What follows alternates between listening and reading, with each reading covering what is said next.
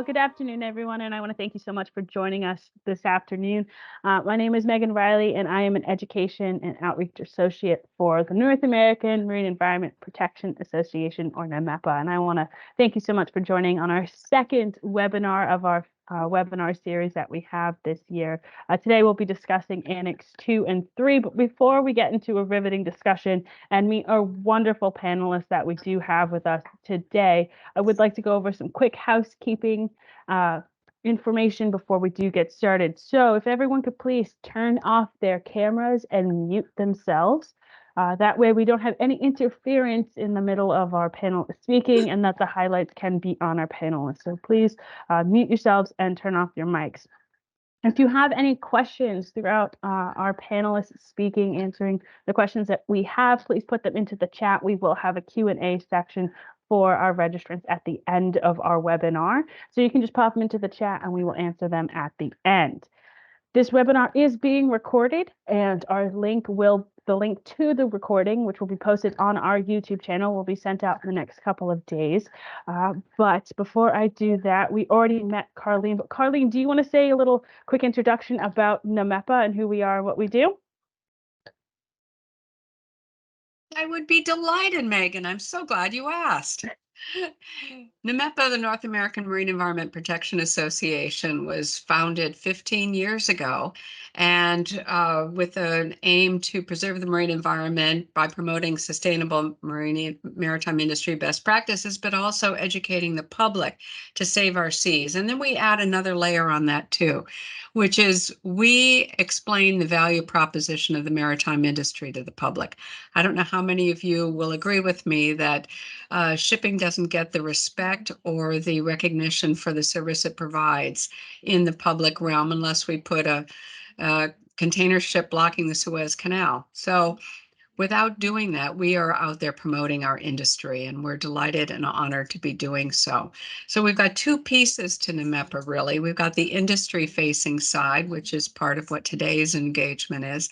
And then we also have that public-facing side, and that is working with students, working with port communities, working with seafarers to promote best industry practices and to save our seas. So I think that about covers. We welcome you to membership. If you're not already a member, please choose to do so. And we're really looking forward to today's presentation. Thanks so much, Carlene. Well, now that you know who we are, I'm going to introduce our three lovely panelists that we have this afternoon. So our first panelist is Thomas Franklin, who is a member of Fairfield Chemical Carriers Operations team since joining the company in 2004. Today, he is currently the Senior Vice President of Vessel Operations, which leads global operations and port teams. Prior to joining FCC, he sailed as a licensed deck officer on tankers. And in support of the industry, he serves as both the FCC representative and treasurer of the International Parcel Tankers Association. He's a graduate of SUNY Maritime with a Bachelor's of Science in Marine Transportation. Thomas, thank you so much for joining us. You want to say a few words about your company? Yeah, thank you for that, Megan. Yeah, I've been with Fairfield Chemical Carriers since 2004. We are both a vessel owner. Marine Environment Protection Association. Oh, can you just mute yourself, please? Yeah, sorry. We are both a vessel owner and also a commercial operator with staff and offices located strategically around the world. We've been transporting MARPOL Annex II liquid chemicals for the last 27 years. In our segment, we have the youngest fleet of 19 to 26,000 tons deadweight stainless steel chemical tankers, and we're certified to carry over 600 types of cargoes. So just a brief bit about what we do. Wonderful. Thank you so much. Our next panelist that we have today is coming to us all the way across the ocean. We have Catrine, and she is the Vice President and Global Segment Director for Tankers at DNV, governing DNV's strategic directions within the liquid tanker market segment. She has a background after graduating from MSc from NTNU, includes 30 years of experience in various technical and management positions in DMV, amongst other several years in Korea and China. She's been heading the Fleet and Service Support Unit, covering DATE, Port State Control, and Emergency Response Unit for 7 years. Thank you so much for joining with us. Do you want to talk a little bit about DMV? Thank you very much, Megan. And just to everyone that's watching, and my computer, I'm presently in Greece and my computer crashed. So my signature today is Carl, but my name is Catrine though, so everyone knows. Yes, DNV is a global company. We have offices in 150 countries around the world. And we are dealing with maritime, which is the biggest area where we are operating. But we are also operating within business assurance as well as energy sector. Within the maritime, we are the classification society with the biggest tonnage, and we have our ambition to safeguard life, property, and the environment. So basically what we are doing is to classify the ships, monitoring that Annex II and Annex III are followed, and the ships are kind of constructed and operated according to those regulations. Looking forward to the discussion today. Thanks. Wonderful. We're so blessed to have you here today. And our last panelist that we have, last but certainly not least, we have Dr. William H. Moore. He is a Senior Vice President for Loss Prevention at the Shipowners Claims Bureau, Incorporated. He brings over 25 years of experience to development and implementation of the club's loss prevention program. He formerly worked at ABS in New York City and Grand Services in Norway. He acquired his doctorate degree at the University of California at Berkeley in naval architecture and offshore engineering. And he's also a graduate of the Ocean Systems Management at Massachusetts Institute of Technology. He's the former chairman of IMO's joint MSC-MEPC working group on the human element. Thank you so much for joining us, Dr. William. How are you? Thank you, Megan. I didn't realize that my bio was so much longer than everybody else. It's kind of embarrassing. Yeah, I would have shortened it. But anyway, I just want to tell you a little bit about the American Club. As Megan mentioned, I am an employee of the Shipowners Management. I'm sorry, the Shipowners Claims Bureau, who is the manager for the American P&I Club. We've been managers for almost as long as the American Club has been in existence, since 1917. We recently had our centennial about 6 years ago. We are members of what's called the International Group of P&I Clubs that collectively work together to provide protection, indemnity, and insurance for well over 90% of the world's shipping. And what protection indemnity insurance is, or better known as P&I, it provides cover to ship owners and charters against third-party liabilities that are encountered in their commercial operations. Such matters as pollution, death, injury, illness, passengers and crew exposure, damage to docks, installations, and other related matters. So that's really what we do, and we look forward to giving our unique perspective to Annexes II and III of MARPOL today. Thank you. Wonderful. Thank you so much, all of you, for being here today. So we're going to jump right into our questions that we have for our panelists. So my first question I'm going to pose to Catrine. How does the Annex II and III help protect the marine environment? Well, Megan, of course, when Annex II is part of the SOLAS Chapter 7, which is carriage of dangerous goods, and MARPOL Annex II, and both these conventions are kind of requiring chemical tankers to comply with the international IPC code as well.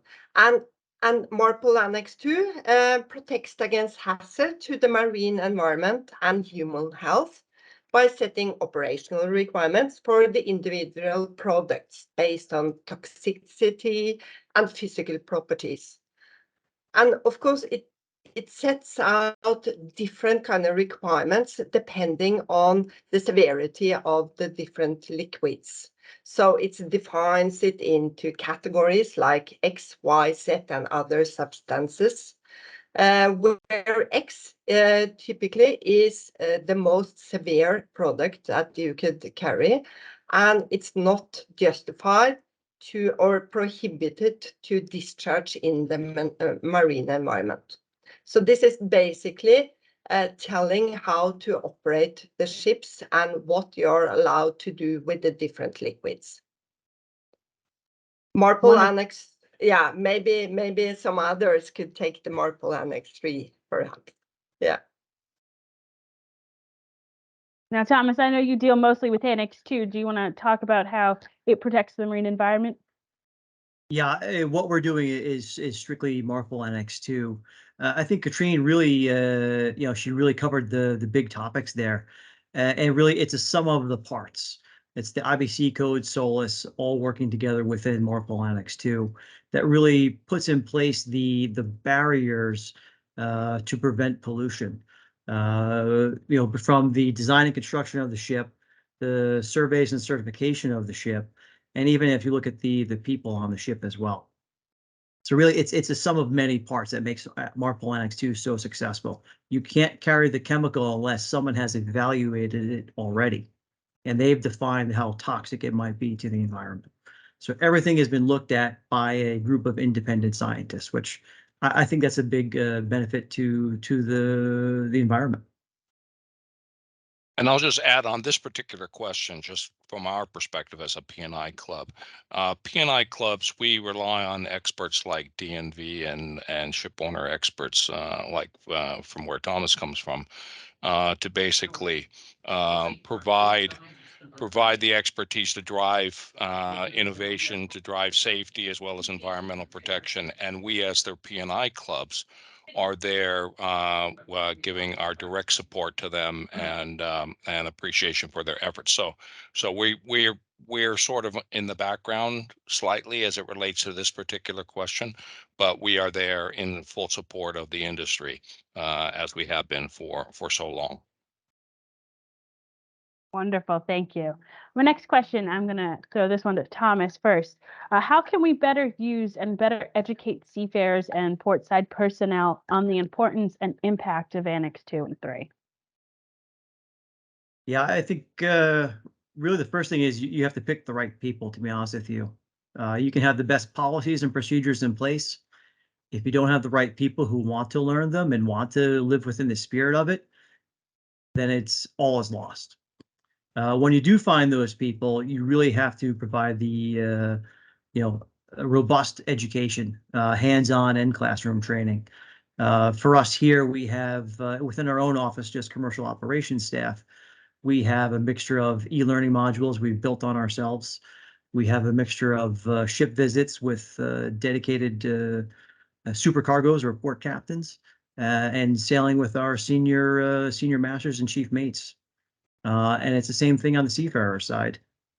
We have a mentorship program to take junior officers, cadets and junior officers, and prepare them for the senior ranks and management on board. Because, like I mentioned, we carry over 600 different products. There's a lot that you have to learn. You have to be willing to be patient and spend the time to learn it and fully understand it and master these different products. So really, it boils down to the people itself. Can I chime in after Tom? So Of I think course. he hit the nail on the head with this point about it takes the right people. But we have found, just from being a P&I club and having to deal with seafarers all around the world, different languages, different backgrounds, different cultural experiences, different experience levels and knowledge, that we have found that can be quite a significant challenge. And so what we did some years ago, starting back in 2005, 2006, we basically had prepared a series of e-learning modules, just like what Thomas says that they actually have. I presume you developed those directly for yourself or your company, and it has specific uniqueness to your operation. But what we've done is that we took Annex II MARPOL, Annex III of MARPOL, as well as for Annex II for chemical carriers and the STCW requirements for training. And we created e-learning modules for that. And we have those e-learning modules are available on our website. Unfortunately, it is the one thing that being a member that is free for members, but if you're not a member for that, that's the one loss prevention initiative and activity that we have that we basically you'd have to somehow get it from our developer, IDIS IT, out in Subic Bay, who we have a long-standing relationship with. But we really like the fact that we have these e-learning modules. Again, the first one that we had was focused on Annex I, but then we've expanded it to a wide variety of both environmental as well as safety-related topics. But Annex II, Annex III, and the STCW model course for chemical tankers, we have e-learning modules for. Thank you. If I may, I fully agree with Thomas and Bill that it's all about having the right people, motivate them, encourage them to educate themselves, and also kind of develop and learn more. So in DNV, as similar to both in Fairfield and what Bill does, is that we do a lot of training of companies. We attend we are running, for instance, superintendent courses, because I think many of these regulations, you need to understand why they are like they are, right?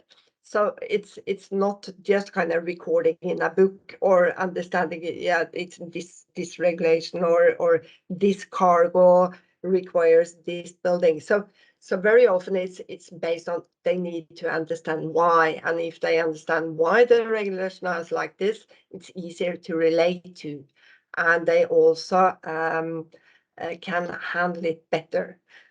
Then I think these days what we see now is port state inspections are increasing considerably after the kind of vacuum after COVID. And we see there that it's kind of more and more deficiencies related to these items. But I believe that, and that's why we also do a lot of port state training. So it's not only related to MARPOL, but other regulations as well. So the crew could be trained and understand what is coming up. Amongst others, we are having these checklists, so they can verify that they have done what they should do before they are kind of entering a new port. So these are also items that could be part of educating the seafarers. Wonderful. And we all know that education is so important. And it's how we mitigate these issues that we have. Bill, this one I'm going to toss to you first. What are your recent experiences that you've had in relation to Annex II and III? Well, let me start with the fact that we as P&I clubs, we basically, if we're looking at the frequency of claims and regularity of claims that may be related to dangerous cargoes, whether in liquid or bulk form, primarily, I mean, for all types of ships, you have collisions, groundings, other contact damages. You have everything from stowaways to bunker spills and the like. But specific to chemical carriers, the types of claims that we normally see are related to things like contamination and shortage. They're really not relatively specific to a discharge. I mean, we do have discharges into the environment. We do see them, but it's fairly irregular. Now, and I thought at first, before when I was invited, and we were talking earlier, that there would be less discussion about Annex III, but Annex III is quite broad in scope. It covers a lot of types of cargoes, carried in containers, and I think very much well aware of everyone in who's participating today have been seeing, what's being talked about with regard to express pearl, large container ships, misdeclared cargoes. Once it goes into a container, it's not necessarily known what's in there. It's we hope that the cargoes are properly declared, but we find out that they're not. They may be flammable, they may be toxic, they may have those types of concerns. So there is significant interest and significant concern in the industry about Type 3 cargoes. The carriage of, I presume when Annex III was first drafted, they thought, okay, bag cargoes, and it reads like that, bag cargoes which are put into dry cargo ships, something like that. We would just be primarily concerned about a wetness damage, maybe water ingress into a cargo hold. But it's much more complex than that, taking into consideration also what we see, and there's been some discussion about these plastic nurdles and the significant impact they're having. Are those covered under Annex III? I'm not quite so sure just yet, but these are the types of concerns that we look at, and that's how it's impacted us and impacted the industry as a whole. Catrine, what about yourself? What are your recent experiences with Annex II and III? I think for a class society, of course, then any updates and new requirements creates a lot of we need to inform and we need to help our customers that is classifying their ships with us to comply with the new regulations. And the latest, of course, was the update on Annex II from 1st of January 2021, which includes stricter requirements for pre-wash after carriage of vegetable oils and paraffin wax along the European coastline from Gibraltar to the Baltic Sea. So typically in doing all these updates and also the new updates of the IBC code where certain products were classified as toxic, which included new certificates and new list of cargoes. So these are really the latest experience we have from that one. When it comes to Annex III, there has basically not been any updates that we have been relating to. And Thomas, yourself, what are your recent experiences, especially with Annex II? Yeah, it's it's really it's everyday life here. The challenges that each product, each client, and each geographic location present to us. Like Catrine just mentioned, the pre-wash requirements for solidifying or high viscosity products in Northern Europe. That's been a bit of a challenge. It's led to delays. It's a little bit of a learning curve in the beginning, and I think some people are doing some great things with that. It's actually the kind of thing,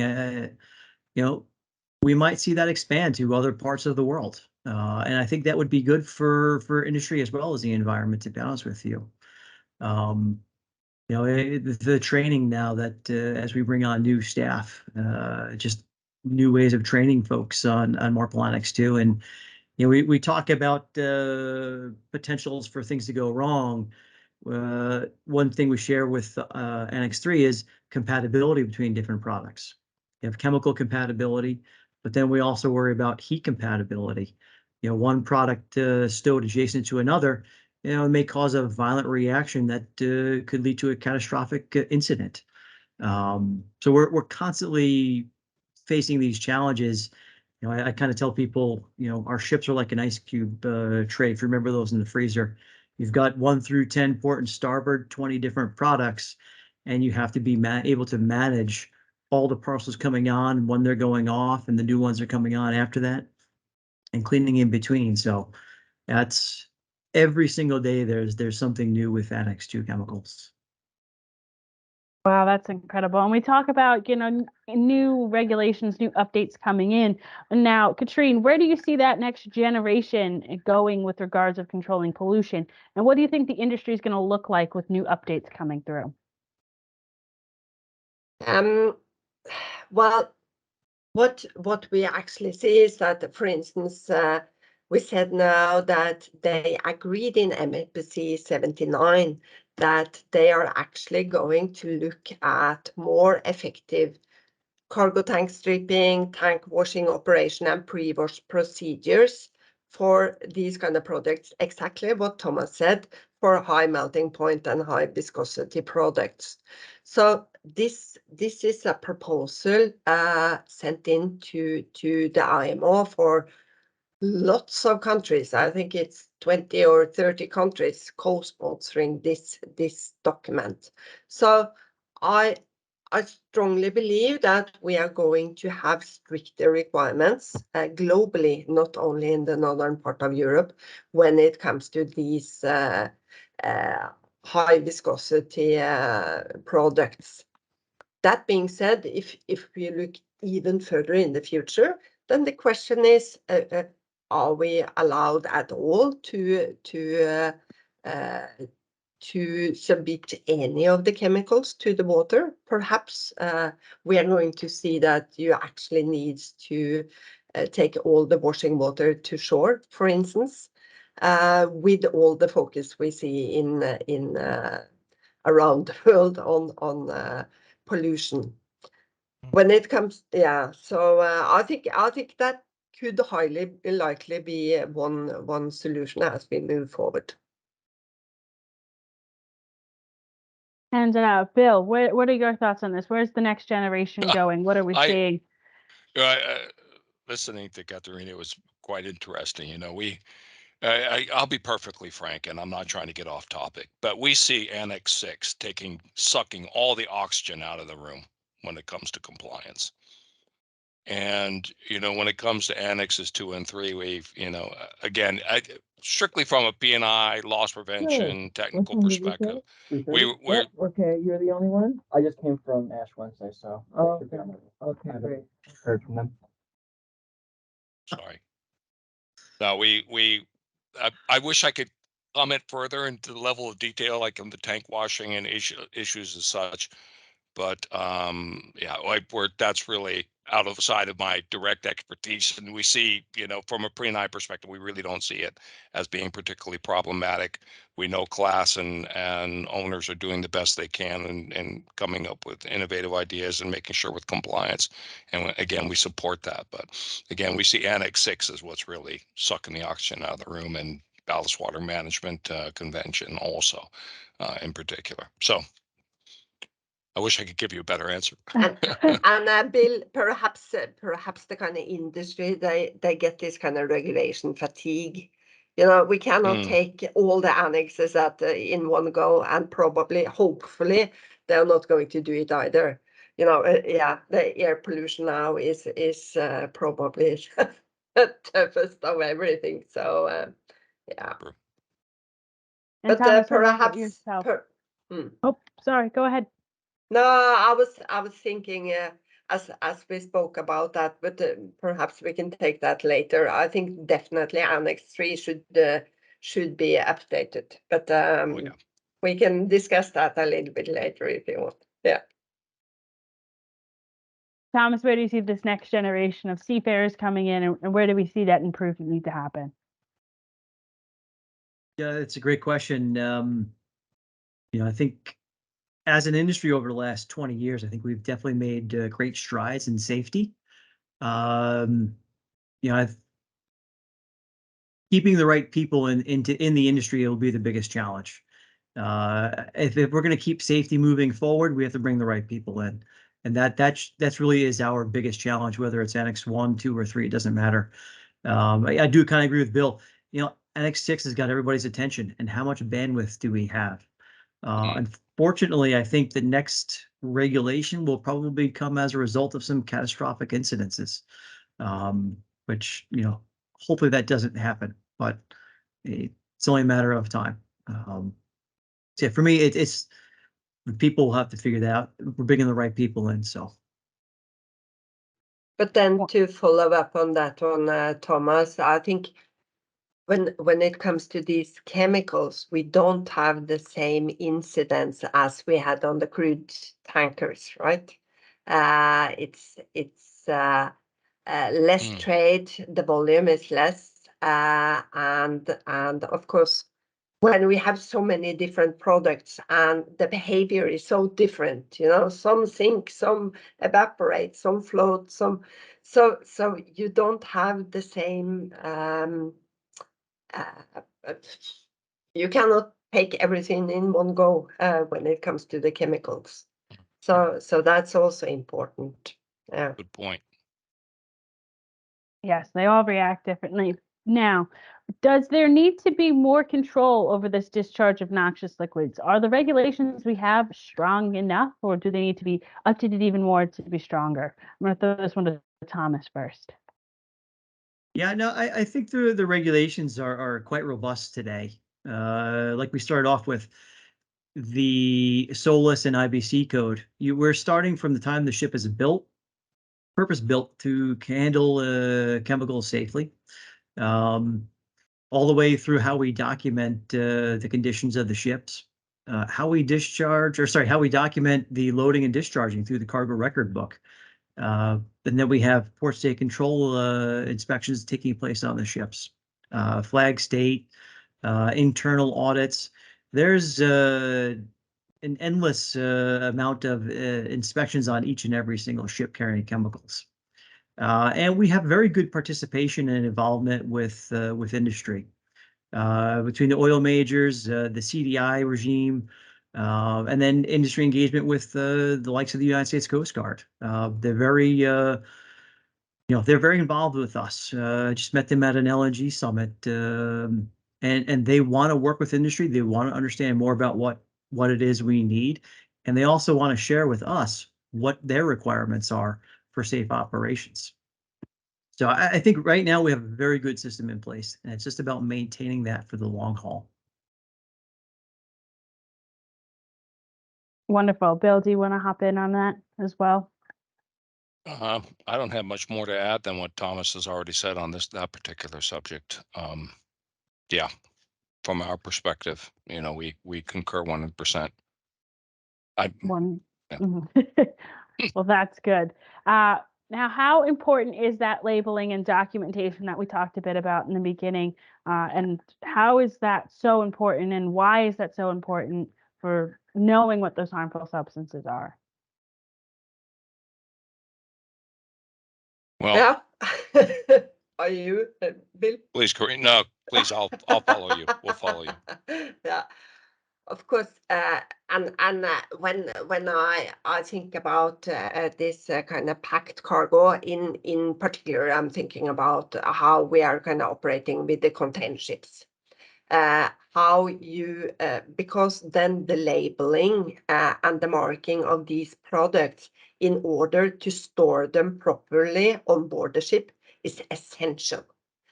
You know, if you put some harmful or dangerous cargo on top of a rack that could get off, or if you place them next to each other, two different kind of incompatible cargoes, or all these kind of things is so dangerous. You can get explosions, you can have fire, it could go off board if it's not properly marked.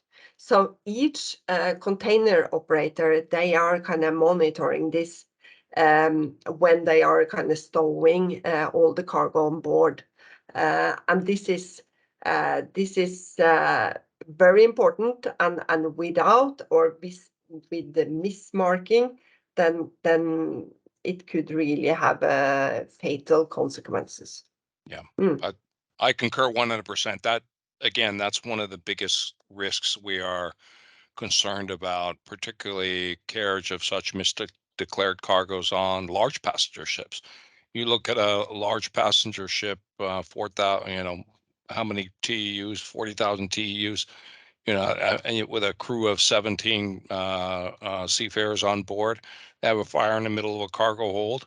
What are they supposed to do? Even if it was a smaller vessel, 2,000 TEU. I mean, there's not much difference, just the size difference. It's still I'm just using fire as a particular risk of, maybe one of those chemicals, but, the hazardous substances, toxic substance, it's significant risk. And again, as it relates more to Annex III, you know, and you're looking at carriage of these cargoes in containers, we think that the risk is pretty significant. When it comes to Annex II, I think it's fairly, maybe Thomas can concur one way or the other, or throw me under the bus and tell me I'm wrong, but it's pretty straightforward. You know, what you're carrying, it's right there. It's the chemicals. Yeah, but yeah, what's in a container, God knows what's in Pandora's box. Yeah, I think this is an obligation everybody on shore has to provide the right documentation to the ship staff. You know, we've had plenty of instances where we were given wrong MSDS sheets and we caught it before it went to the ship, or the shipmaster caught it as soon as he got it before we loaded a cargo, or we fixed a cargo. And you know, the reasons why those happen, I hate to venture some guesses.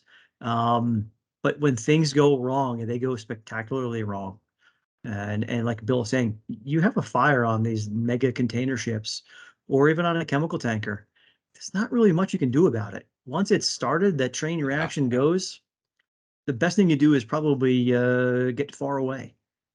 But that doesn't help the marine environment, because the marine environment will suffer. So everyone, we kind of talked about that question earlier about seafaring and shoreside staff. This is the one thing, you have to know exactly what it is you're putting on board that vessel. That's extremely important. Now, before we hopped onto this call and admitted everyone into our discussion, we were talking a little bit about things that are not covered in Annex II and III. So, Bill, I know you had talked about earlier about those plastic nurdles. Is there anything else, or do you want to expand on that topic, on what those are and what should be covered in Annex II and III? I don't know whether there's anything, any particular, other than some of the plastics that I just mentioned, and you know, small size plastics. Again, the Express Pearl has really brought attention to that, the loss of the Express Pearl and the damage that those nurdles have done to the environment there. I think really bring light to that type of product and similar types of products, plastic products, which may get into the environment. You know, are those properly covered under Annex III? Again, I couldn't say right off the top of my head, but they are the types of cargoes we should be looking at. And unfortunately, sometimes it takes a major incident like the Express Pearl to bring it to our attention. You know, that there's so many cargoes being carried on all types of ships. You know, what do we know about them? Have they had interaction with the marine environment where you know, it brings to our attention the risks that are there? And again, the nurdles are probably the most recent of the relatively new types of cargo that has had that impact. So, yeah. Catrine, I saw you shaking your head a little bit at some of that. What is your opinion on what needs to be added in and covered? Just to kind of follow up on Bill's kind of comment on this, what was she called, Express Pearl. You know, she actually, when she went into fire, she had, I read myself up on that one now. She lost 400 containers containing these nurdles, and one each of these container, they contain 1 billion nurdles. It's a kind of bags with 25 kilos with 1 million nurdles in one bag, and then it's like, and there are no requirements when it comes to marking, containment, that when these kind of containers went outboard, it's like it's sinking and floating and all these kind of nurdles. So based on or follow-up after this incident, Norway, amongst others, with a lot of co-sponsor, they actually have submitted a proposal to PPR, where they propose to include these kind of substances in the MARPOL Annex III. So to be honest, you know, with so much plastic in the ocean, I think that's the least thing we can do, is to classify these kind of products as MARPOL 3. put it in containment that kept floating or something like this, and probably you don't need to put it on top of your stack in the container ship either. So this is at least one thing I believe we should do when it goes through. Again, the industry, the producers of these nurdles, of course, they are not very happy about such a kind of requirement, which involves higher prices and so on. So, but we'll see. I think that should be at least one of the things they should work within the IMO. Thomas, is there anything that you see that isn't covered that should be covered in this annex? No, I think the annex is like I said, it's quite robust.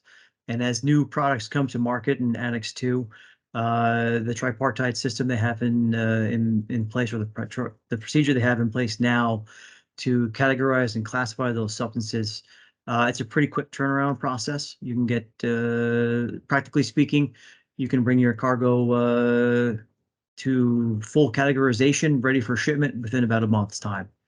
So that I think is good. You keep evaluating the substances, you support industry in allowing them to be shipped on a quick basis, and everyone knows they're shipping it according to scientific evidence of what kind of danger does this pose to the environment. So that quick turnaround and that updating of the ships are extremely important. Now, for our final question that I have for our panelists, Bill, you had mentioned Annex 6 kind of taking away some of the air, and Annex 1 also gets a lot of visual attention. How can we generate attention for maybe some of our other annexes that aren't so widely known, especially Annex 2 and 3? What can we do to better that recognition? I think, again, I think we've kind of covered it, particularly as it relates to more the Annex III, and a lot of the industry's concerned about hazardous cargoes such as nurdles. But we haven't even talked about and brought into discussion some of the fire-related concerns related to lithium-ion batteries that are carried also in a similar way. Those are under IMDG code. Are they something which could be, definitely within the Annex III, I guess, realm, technically speaking? Those are not simple answers. They're not simple answers to these questions. Unfortunately, I wish there were. They were. I think we would have put them into force by now. But I see that as really being something. Whether we put a banner on it and say this is an Annex III issue, I don't really think it really needs to be done in that way. I just think we're talking about fire, safety, fire, explosion, large passenger ships, big costs if there's an incident. To put an Annex II on it, or sorry, Annex III banner on it is just a small little label on a much bigger problem. But I think that is the most important thing, and it's relative to the Annex III. Catrine, where do you see that we need to generate more attention to these annexes, and how do you see it happening within the future? Do we need? In some kind of way, I think the previous question you had, it's I think we have been quite successful in kind of regulating for hazardous cargo and chemicals, and both in bulk and packed cargo. So and the big headlines comes when you have oil and seabirds or people kind of injured, people killed. Of course, that's and this is the most critical part, I think, that we are preventing. And we don't have that many incidents. We have incidents, but not that many. So I think we don't need to kind of flash up the big headlines. We can just do what we started our discussion on. Constantly train, motivate, and educate all our seafarers in order to understand what we are working with.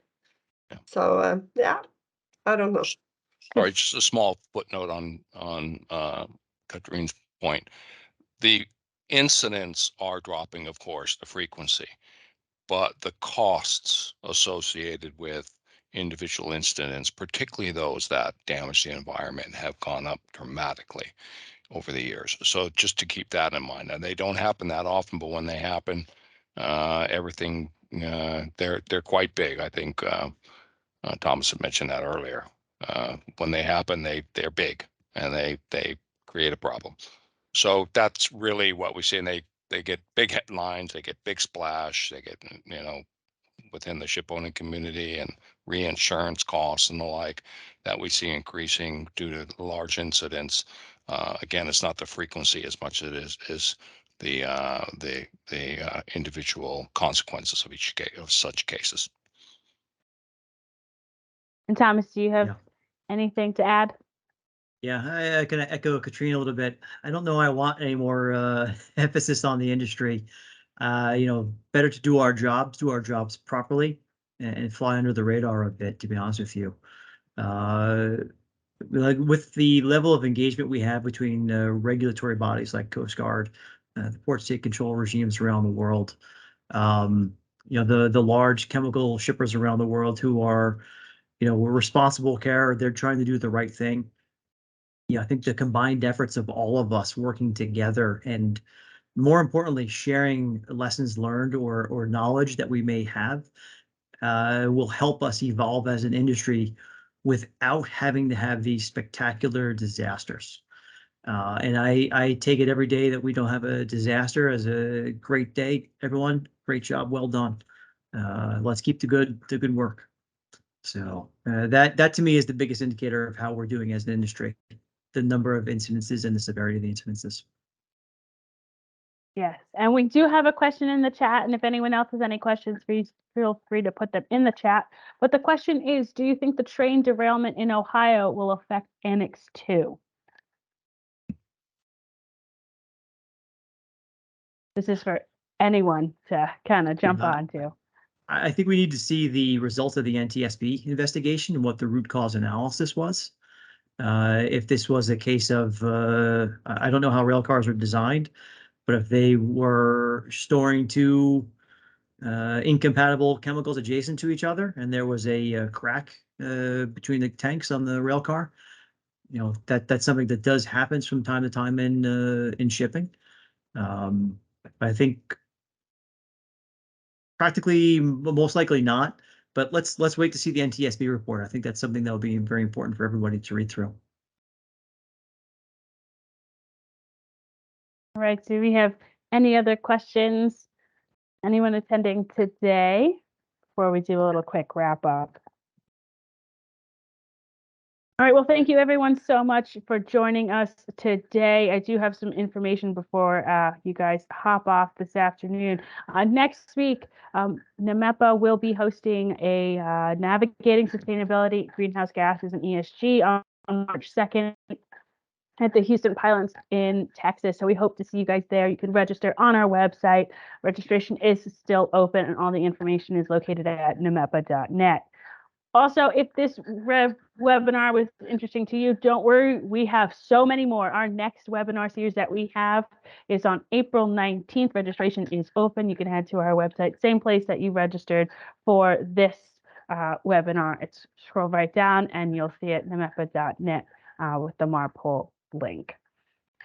And finally, we do have a Operation Compliance Tools for Effective Environmental Compliance, where if you can scan this code, you can take our MARPOL Operation Compliance Training Assessment. Now, this training assessment covers all of MARPOL, not just Annex II and III, but if you do complete this assessment, we will send you a certificate noting your operation compliance, and that certificate will be mailed to you in 2 to 3 days. I want to thank our panelists so much for joining us this afternoon, and I want to thank everyone who joined us and tuning into this wonderful webinar. Thank you again for your great insight on this wonderful topic. The link will be sent in the next few days, so look for that, and it'll also be posted on our YouTube. Carly, do you have anything to add before we conclude this afternoon?